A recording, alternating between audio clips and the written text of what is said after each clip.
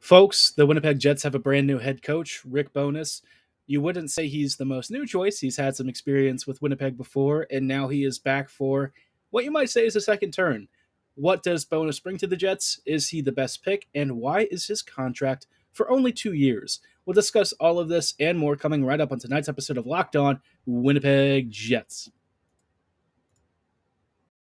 You're Locked On the Hockey Jets, your daily podcast on the Winnipeg Jets. Part of the Locked On Podcast Network, your team every day.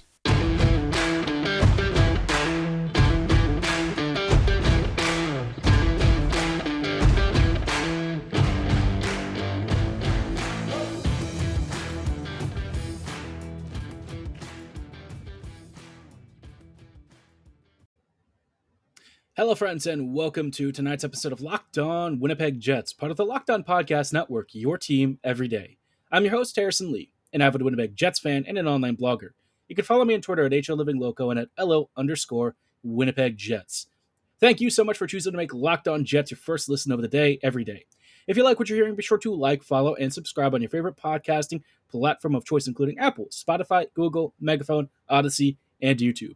As you can see from this, we've got audio and video versions of this podcast available on all your favorite platforms. So obviously, we just really love and appreciate your support. And it's the easiest way to keep up to date with the latest and greatest in Winnipeg Jets news and analysis. Before we kick off tonight's episode, I wanted to say thanks to one of our amazing partners. It is brought to you by BetOnline. BetOnline has you covered this season with more props, odds, and lines than ever before. BetOnline, where the game starts. Stay tuned to this episode to hear more about BetOnline and why they should be your number one choice for all of your online betting needs. Now, kicking us off tonight, obviously the big news that everyone's been talking about for the past couple of days. It leaked a little bit early before the Jets made their official announcement, but Winnipeg has signed Rick Bowness. And at the time, it was rumored that the contract was not long-term. And I thought that there were some very interesting takeaways from that particular note. But first off, let's talk about Bowness himself. So Rick has been, with the Dallas Stars recently. He's had a couple of other coaching tenures. I believe the Islanders is one of them.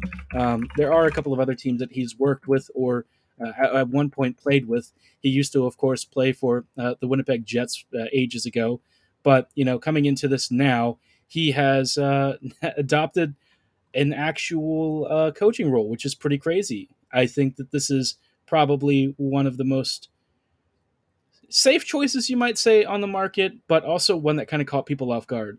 Bowness was not really linked to the Jets until the end of the whole coaching search, which apparently the media was saying, he was like an option as maybe an assistant coach. But, I mean, let's be honest, I don't think he was really considered one of the top candidates in the running. All we ever heard was Rick Tocchet, Scott Arniel, of course, Jim Montgomery, but the later it got, the more it seemed like the Jets weren't really managing to get many of their targets. And in fact, there was a rumor that broke out from a media source that Rick Tocchet had a contract on the page, or basically written down and handed to him, but in fact, that contract in hand didn't really seem to exist. So I don't even know if he turned down the Jets. I don't know what the interview stage of that process was, but Montgomery for me was the top candidate left. And instead of him, I think he only had maybe one brief discussion with the Jets. Instead, Bowness kind of seemed like the option. And I think that there are a couple of interesting reasons why. So Bowness, on the face of it, I don't love this hire. I'll be 100% honest.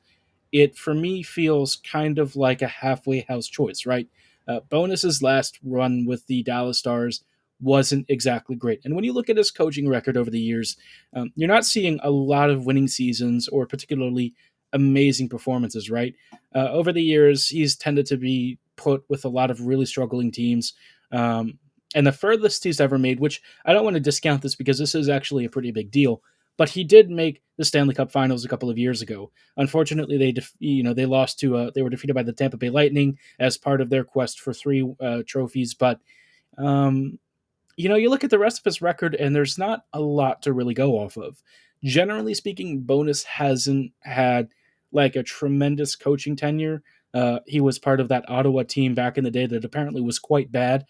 I wasn't really following hockey back then, so I can only go off of coaching records and some of the information that I've heard about the team back then. But I don't know really how much there is to read into the results from the Islanders and from Ottawa. Both teams were not in particularly great states at that time. So just going from his like Dallas Stars days, I think that he kind of, for me, feels like Paul Maurice in the 2014-2015 season when the team became really difficult to play against, where it was a little bit gritty, maybe a bit hard to play against in the neutral zone, had a very good defensive zone discipline for the most part, and used its physicalness to be, I don't know, a pretty effective forechecking team and a puck recovery team. So Bonus kind of has some of those same tendencies. The only thing that I kind of wonder about it is, you know, is this team more talented than the 2014-15 team? And would Bonus's approach actually make sense? I think Bonus likes a couple of different things. I think, for one thing, he definitely appreciates defensive commitment and work ethic. The team structure and the way that he'll organize stuff is very much to have all skaters involved in the defensive process, which the Jets previously really didn't do all that effectively. You had forwards dropping deeper and stuff, but oftentimes they didn't really understand the man zone defensive schemes. They were confused, and so they weren't really that effective. Bonus, I think, has a little bit more of a clearer vision, which I think would be all right. And when the Jets and other teams have played the Stars, you've noticed how grindy and annoying it is. This is a team that under Bonus was limited in talent, especially scoring talent, and yet all four lines were just a pain in the butt to try and get past. It wasn't so much that there was a ton of talent, but the way that the lines and the spacing was used created not many avenues of attack. It was just annoying to get to the goal. And so I think that Bonus could maybe apply this approach to the Jets, and it might work. It might make the Jets a really frustrating team to face. But I do think that it'll probably come at the expense of offensive progression. This is something that, Bonus teams haven't really been known for. They are not big primary scorers. So I have some mixed feelings about it, but there was an interesting part of this that kind of came out of it, and it's that Bonus is signed to a 2-year deal, which was actually just revealed this morning as part of the official announcement. But before we talk about why I think this is particularly interesting for the Jets and what it might mean their thinking is, I do want to shout out one of our amazing partners. Like I mentioned at the start of the episode, I wanted to circle back to our partners at BetOnline.net. They are your number one source for all of your online betting needs and sports info. I've actually used BetOnline myself before, even though I'm not really big into online betting. I don't know that much about it. I'm not particularly educated about lines and odds, but they made it very easy to understand. And I made actually a very casual bet on a Bundesliga match and ended up winning it, of all things. And really, the whole process couldn't be simpler. They made registration for a free account super easy, very straightforward. But what's amazing about BetOnline is that there's so much more than just an online betting site. They've got news, podcasts, updated score lines, the latest league updates and news to keep you on the fast track towards the latest trends and making sure that you're making the most informed bets possible. They've also got live wagering information, betting, esports, and so much more. And, no matter what sport you're into, they've got you covered. Whether you're looking for Triple Crown information, F1, European football, NFL futures, the world is truly your oyster, and right now we're really in the midst of MLB season, so if you're into baseball, BetOnline has your back. Not into sports, they've also got Vegas casino games covering all the bases, so you'll never miss out no matter what you're into. Getting started really can be easy. Just register for a free account at betonline.net on your laptop or mobile device, and I think it's a really great time, and if you want to give it a shot, be sure to do so right now because BetOnline is where the game starts. Hello, friends, and welcome back to this episode of Locked On Winnipeg Jets. We are taking a look at, of course, the brand new Rick Bowness hiring, which is, I think, a little bit controversial for a lot of people. We've all got mixed feelings about it. I think most people are kind of like a little bit on the fence, more on the fence than many of us were hoping for when it came to a coaching hire. We were all like Barry Trotz, and that didn't really pan out. So. In the meantime, the Jets have kind of had to scramble to find an alternative, and apparently Bowness is the guy, which I didn't really hear anything about until it was announced, and basically no one did. It kind of came as a surprise. So, yeah, a strange past couple of weeks for the Jets, But before we dive into some interesting things about the particulars with Bonus's contract, I do want to say, first off, thank you so much for making Locked On Jets your first listen of the day every day. I also wanted to highlight that we have a very awesome live show coming up very soon. The NHL draft is right around the corner, and our team of local hosts and draft experts are breaking it down with insights and analysis for every single first round pick, from first to 31st or 32nd.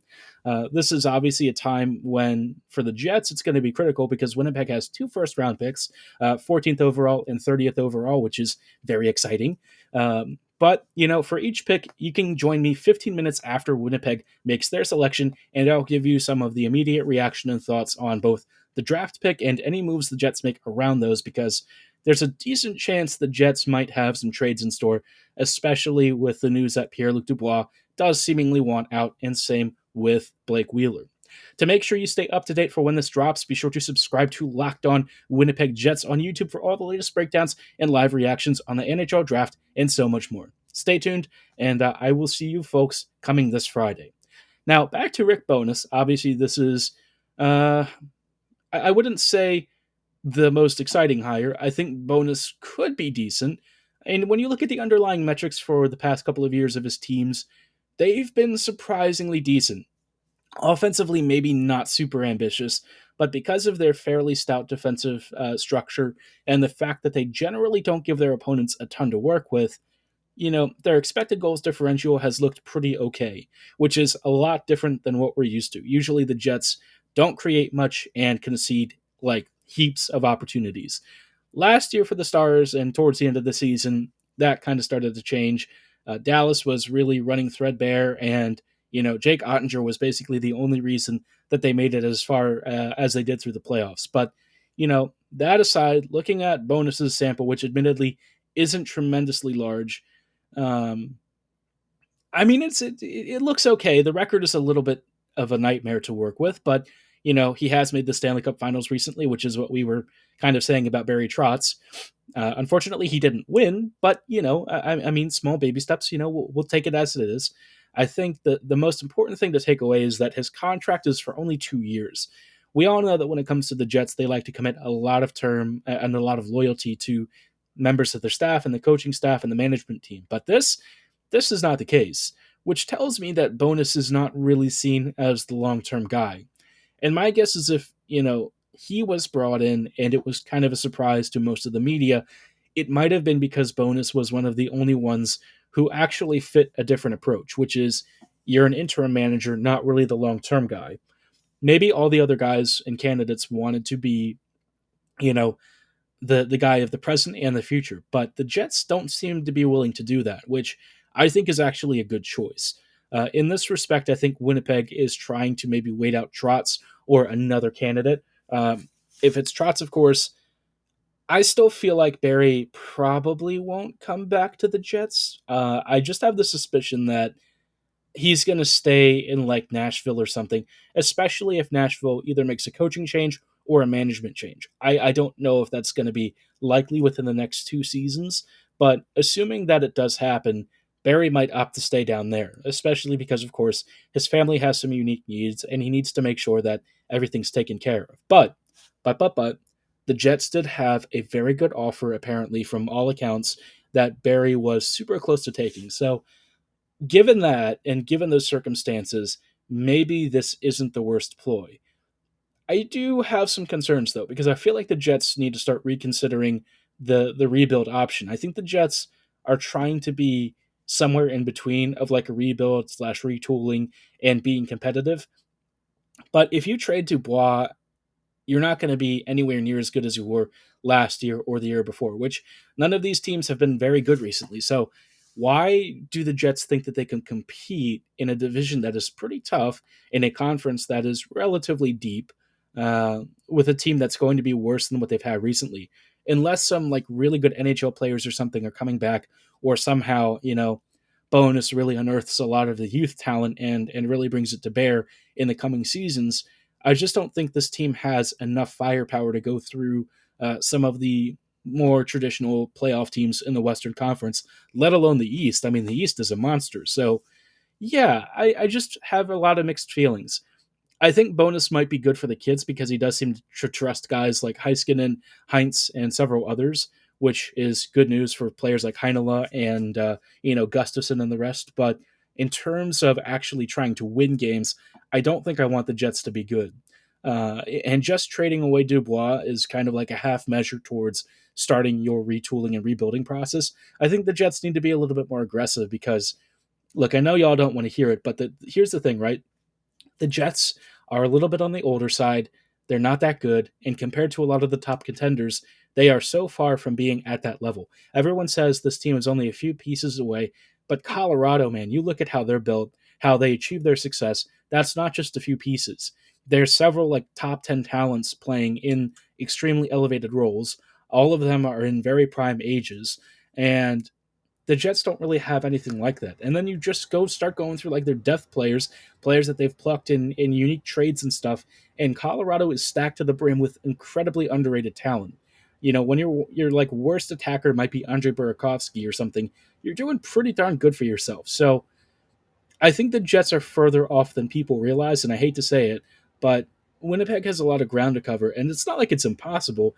I think if they're smart, if they really rebuild and retool this team the right way, within 3 to 4 years, I think the Jets could be really darn good. But again, they have to commit to being smart about how they build this team, and they probably do have to tank somewhere in there because, these amazing, amazing top end talents don't really pop that often outside of the first round. It's pretty uncommon. So, um, I hate to say it, but like you're not going to get like Shane Wright or Austin Matthews or Connor McDavid hiding at like pick 64 or something. The odds and likelihood are so incredibly slim that you kind of have to make sure that you do as much risk mitigation as you can and go for one of those top end picks. I know that sounds awful, especially with how long we've been watching this team. It's kind of struggle and circle the drain for a while, but there are some things that Winnipeg just can't avoid. And if you're not going to build through free agency and trades, you're going to have to build through the draft. And, we haven't seen a lot of draft picks recently graduating to the NHL level full time for the Jets. So, yeah, I'd be curious to know how you feel about that. I'm sure you've still not really been on the rebuild bandwagon, but, let me know at HLivingLoco and LO_Winnipeg Jets on Twitter and in the YouTube comments below. Before we kick off tonight's episode and close it out, I just wanted to talk a little bit about where I see this team going now for the future and kind of how I feel about it. We've just briefly touched on it a little bit, but just after the break, I'll give some additional thoughts and my own personal feelings as a fan because I admit I am pretty conflicted. But stay tuned just after the break for those thoughts, and I will be soliciting your thoughts as well because I feel like a lot of you might be in the same boat. Hello, friends. Welcome back to these closing thoughts on tonight's episode of Locked On Winnipeg Jets. We are wrapping up the news that Bowness is being appointed Winnipeg Jets head coach. And, as a fan, I wanted to discuss my own personal feelings about the direction of the team. I, I've really struggled with it over the past couple of weeks. I feel like my optimism at the start of the offseason just like totally nosedived, right? Ever since Trotz announced that he wasn't coming, everything just started to collapse. Even before Trotz made his decision, it came out that Dubois and Wheeler wanted to leave. Wheeler, if he wants to leave, I'm totally fine with. I think he was playing too much, and I think he was being burdened with too much as the head captain. But, Dubois leaving is obviously a pretty massive blow, and it feels like one of the guys that I was hoping to make a longer-term option of this core is now going to walk.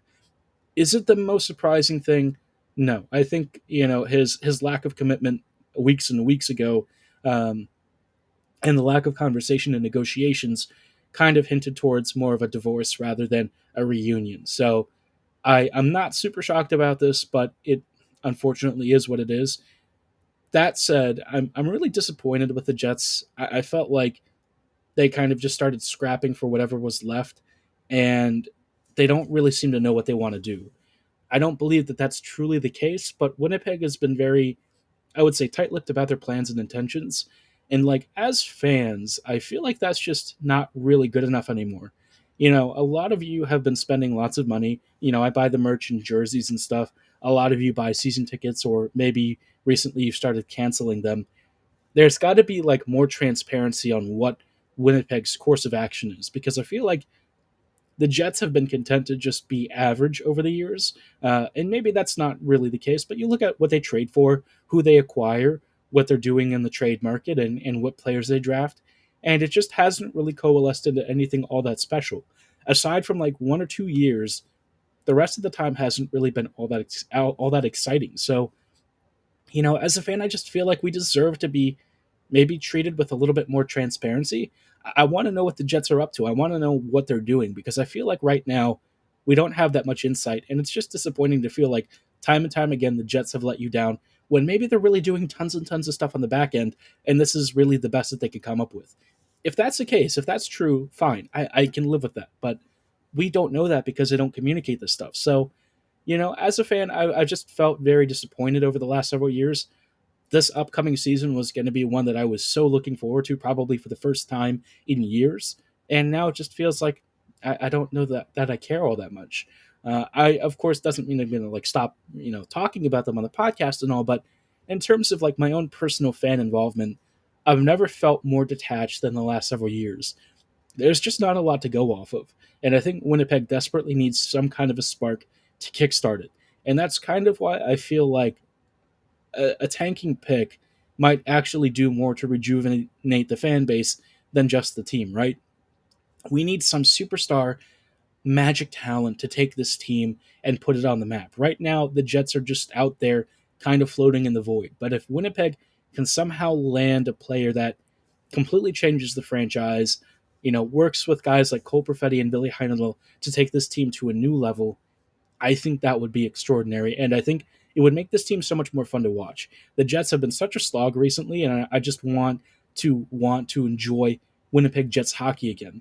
Right now, I'm kind of like ambivalent about it, but if they make the right moves, if they land a superstar talent, maybe just maybe we're actually going to enjoy this team again. It's not like I don't watch every game. I mean, I still sit down and turn on the Jets hockey, but how many of you would you say really sit there and watch intently? Or do you start surfing the web, kind of looking on your phone, not really paying attention because you know how it ends. You know what you're expecting with this team, and usually it's disappointment. I would wager that it's probably more than most of us want to care to admit. But, the Jets just haven't really given us a lot of exciting things to watch for. So I would love to hear your thoughts on this. I'll probably ask it on Twitter too for a poll, just to get a bit of a pulse on this and talk about it next week. On top of like our draft coverage, which we're going to start sometime towards the middle of next week as well, heading into Friday, which is going to be a big day for all of us. So again, I'll have that live draft reaction as it hits. But for tonight's episode, that's going to be where I leave it. Let me know your thoughts in the YouTube comments below or on my Twitter social media. But again, thank you for making Locked On Winnipeg Jets your first listen of the day every day. Be sure to make your second listen Locked On NHL. Locked On experts give you daily 30-minute podcasts on all things NHL all year long. Stay up to date on every piece of hockey in the world. Locked On NHL, your daily NHL podcast. Subscribe to them on your same platforms that you're following us on. They really appreciate your support. And as always, thank you so much for listening. Have a great night, and go Jets go.